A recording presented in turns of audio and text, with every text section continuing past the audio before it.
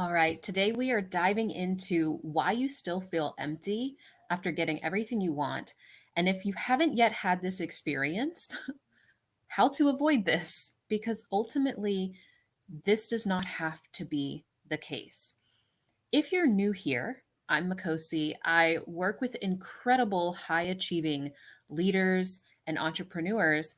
And one of the most common frustrations that people come to me with is they've reached a point of plateau, a point of success where maybe they've actually manifested so many things that they really wanted, maybe the partner that they wanted, the career, the business success, the following. I've worked with some of the most well-known leaders and celebrities in the world, and they've experienced this. This is a very common theme. I also say that even these individuals, even though it's a high level of success, I see this in lots of different realities. Some people they come to this realization earlier than others, right? Or maybe others it just like takes a lot of success before they feel that sense of emptiness. So anyway, I work as a spiritual advisor and teacher to conscious leaders and support them in really finding their calling and creating alignment, but also experiencing the success that it is that they desire. So I know without a shadow of a doubt that you can not only manifest the most incredible reality for yourself, but also you can experience the depth, the joy, the bliss that you deeply want. So let's talk a little bit about why this happens and how this can really show up and manifest in different areas in your life. First and foremost, it's important to know that the void is an opportunity. The void itself is not the problem. The void is essentially a feeling or a sensation that's giving you clues to a deeper issue. And that deeper issue is that the reality that you have created is misaligned or disconnected from the truth of who you are at your essence or your core, your true soul purpose. So, in relationships, this might show up as feeling a lack of connection with your partner or disconnected from even knowing the kind of partner that you would desire if you're single, right?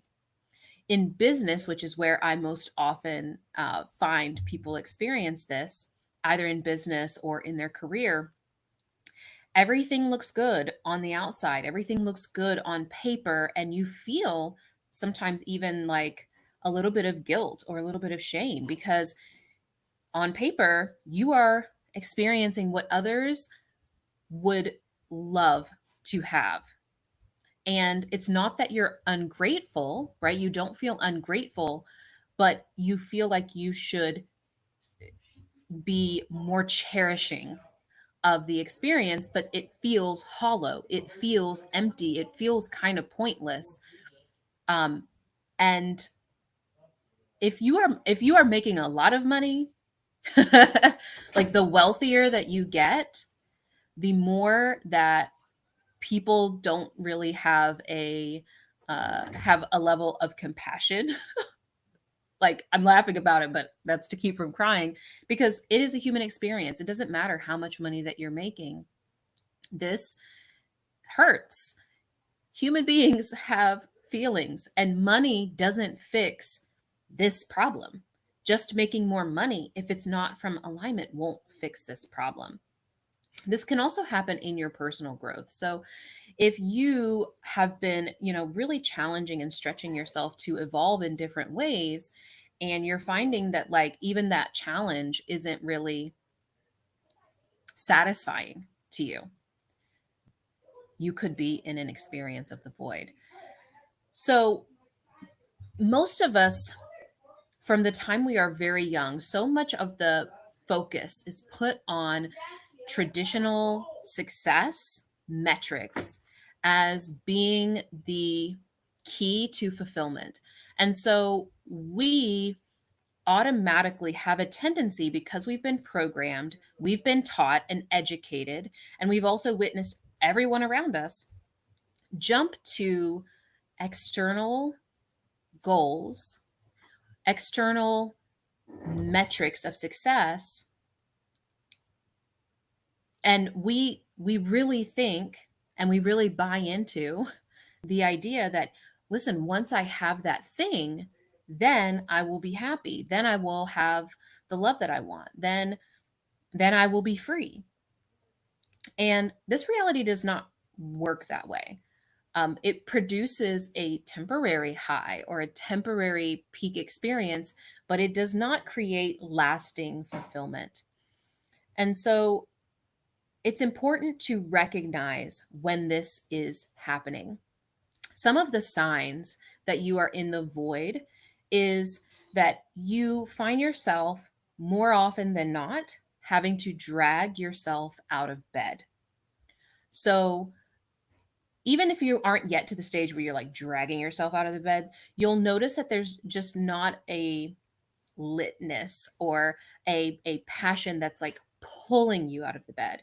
When you are truly in alignment, most days you will feel yourself like pulled from the bed with a level of excitement, because you are enjoying the process, enjoying the journey, not just waiting for the end result to fulfill you. You're fulfilled in the doing of the things, right? Another really clear sign that you are in the void is that the things that brought you joy just don't feel joyful anymore. So, one of the most common ways that I see this show up with entrepreneurs is like sitting down to work with clients and not feeling expanded by them, right? Even feeling like a little bit of like, I have to get on with these people again, right? If you are noticing that that's coming up, it's not always that there's something wrong with the people that you're working with. It could be that there's something about how you are facilitating working with those clients, or the kind of work that you are doing, etc., is not in alignment with who you are becoming, right? And so you need to become aware, become more aware, and really introspective and self reflective about what's actually happening. Because sometimes we jump to, oh, this means that this business doesn't work for me because I'm in the void. No, usually it's less about what you're doing and it's more about who you're being. It's more about how you are going about doing the things. A way that I like to position this is like, if you were a teacher, for example, there are multiple different ways that you would express teaching, right? Teaching, that job, that career, is a vehicle, but you have to put a certain fuel into the vehicle. If you are in the wrong energy, right? If you are not expressing yourself in a way that's truly aligned, you are not saying yes to the things that light you up and saying no to things that are no longer serving, or maybe were never aligned to who you truly are in the first place. That happens a lot.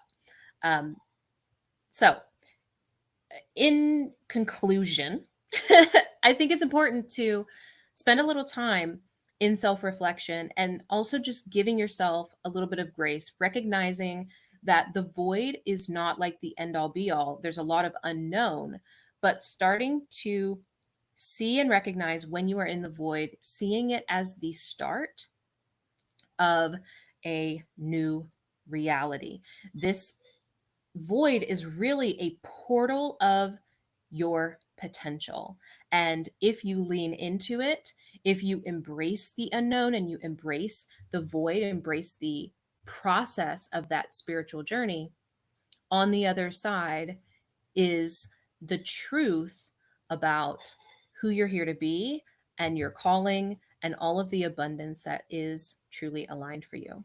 So, if this resonates, be sure to join me next week as we're going to be diving into more about this topic as well as creating wealth from your calling in alignment with your purpose. And as always, you can find all of my links in the description below, and I will see you next time.